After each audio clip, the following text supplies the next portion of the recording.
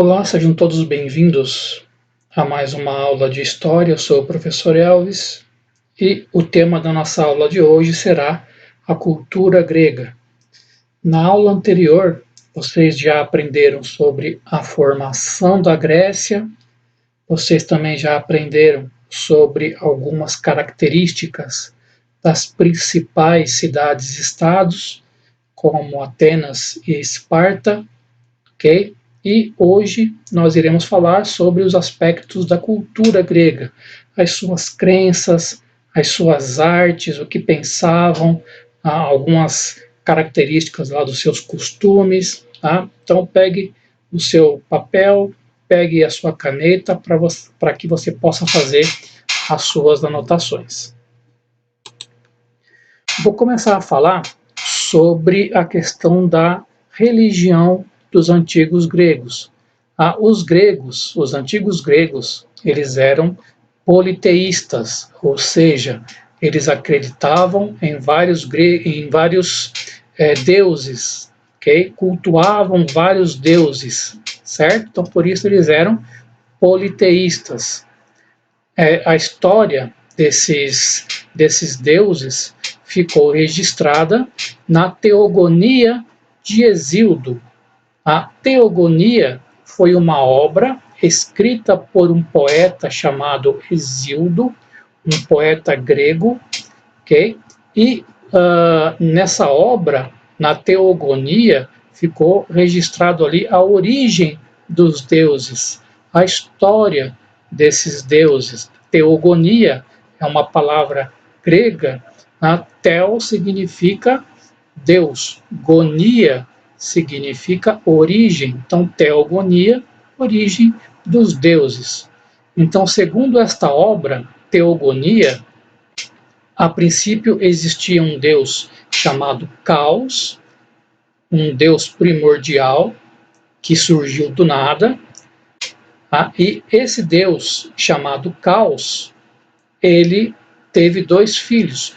Um filho chamado Urano e uma filha chamada Gaia, certo? Urano se tornou o deus dos céus e Gaia se tornou a deusa da terra. Eles eram irmãos, mas apesar disso, o Urano ele teve relações com a Gaia. Naquela época lá não existia esses tabus, né? Então o Urano ele teve relações com a Gaia. Dessas relações vieram os filhos, só que Urano, a cada filho que nascia, ele pegava esse filho, né, e enterrava. E não gostava muito dos seus filhos, né? Então ele enterrava os seus filhos e isso magoava a Gaia. Até que um desses filhos, chamado Cronos, ele foi salvo, né, e com a ajuda da Gaia, o Cronos enfrentou o pai dele, o Urano, e acabou castrando o próprio pai.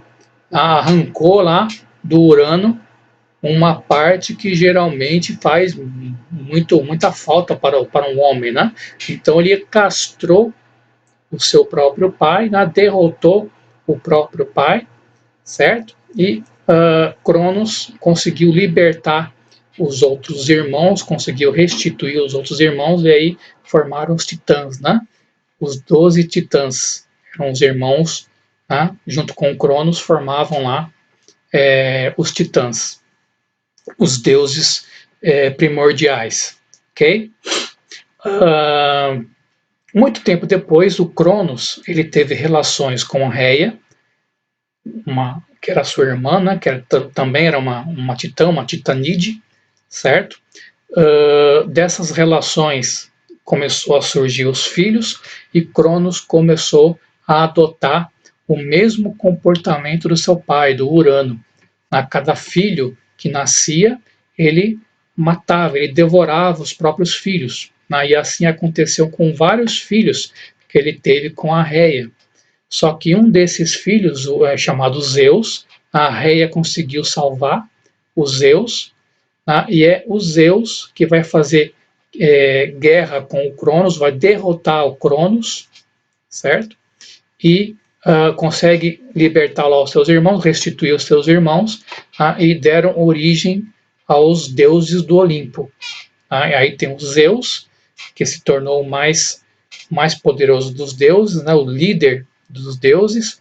Aí tem também o Poseidon, que é o deus dos mares, Hades, que é o deus do submundo, Hera, que é a deusa da maternidade, inclusive ela também é casada com Zeus, é a esposa de Zeus, e vários outros deuses, né? Os deuses que habitavam o Monte Olimpo. Aí tem Atena, que é a deusa da sabedoria, tem a Afrodite, que é a deusa do amor, o Hades, deus da guerra, e vários outros. Tá? Então, segundo a mitologia grega, escrita lá na Teogonia, esses deuses eles habitavam o Monte Olimpo. O Monte Olimpo é um monte que existe mesmo, certo? Está lá na Grécia, na cidade de Olímpia. Né? Então, segundo a mitologia, no topo desse monte havia lá uma mansão que abrigava os deuses, né? Os deuses do Olimpo. Ok? Era muito comum também, entre os antigos gregos, a crença no herói. Quem era o herói? O herói era o semideus. Era fruto de uma relação entre um deus e um ser humano. Então eles eram semideuses. Dois dos principais heróis dos antigos gregos eram o Hércules, também chamado de Heracles, famoso pela sua incrível força. E é muito interessante a história do Hércules, né? E também havia o Perseu, que era um outro herói, fruto de um relacionamento de Zeus com uma mortal, que se tornou famoso ao derrotar a Medusa, Ele degolou a cabeça da Medusa. E havia também outros deuses, também. Havia semideusas também. As semideusas eram aquelas que eram fruto de um relacionamento entre Deus e um mortal. A Helena, por exemplo, era uma semideusa, que ficou famosa pela sua beleza, que deixava os homens apaixonados. Helena, que foi raptada por Paris, que deu origem depois lá à Guerra de Troia, ela era uma semideusa, segundo a mitologia.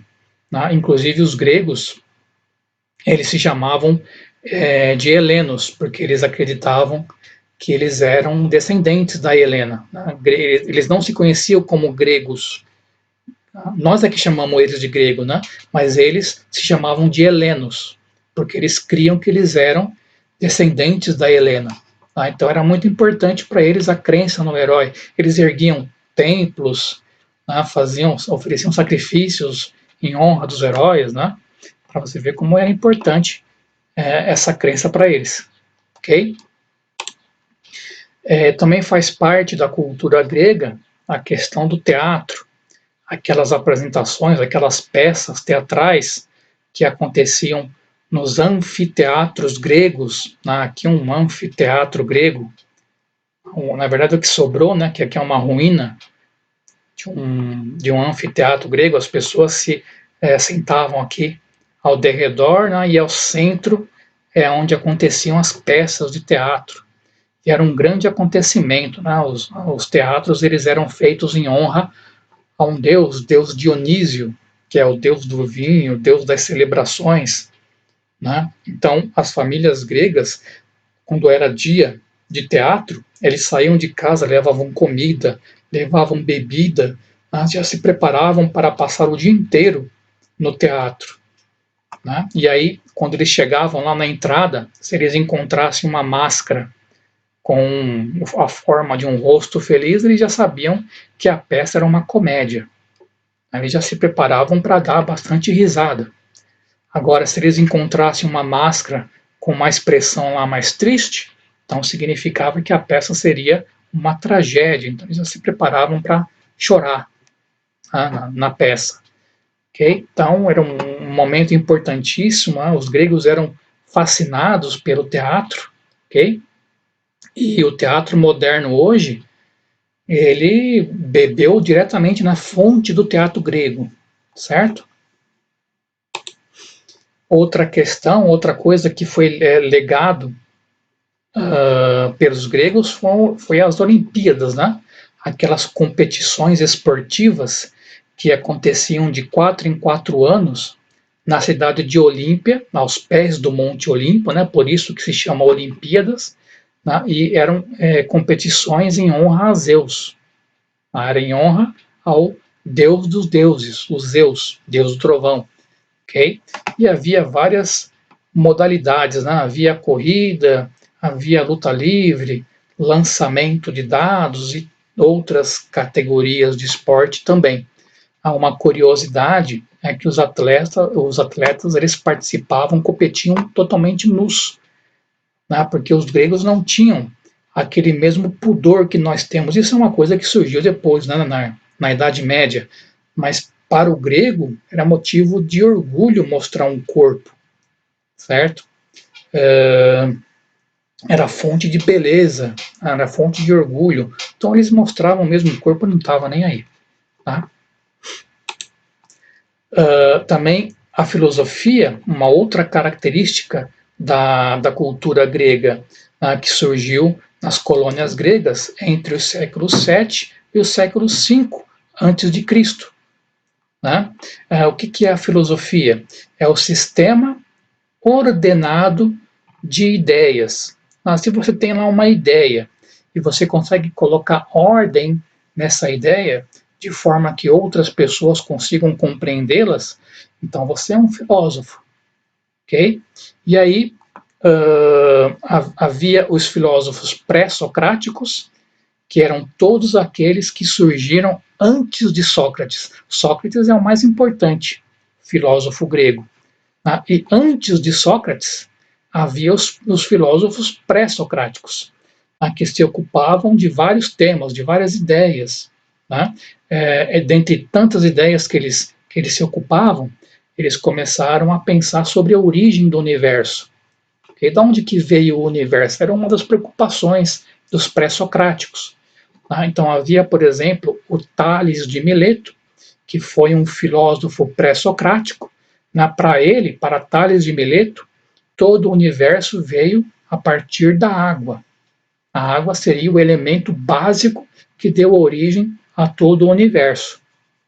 Já para Anaximenes, um outro filósofo pré-socrático, para Anaximenes, o universo veio do ar. O ar seria o elemento básico que deu origem a todas as coisas.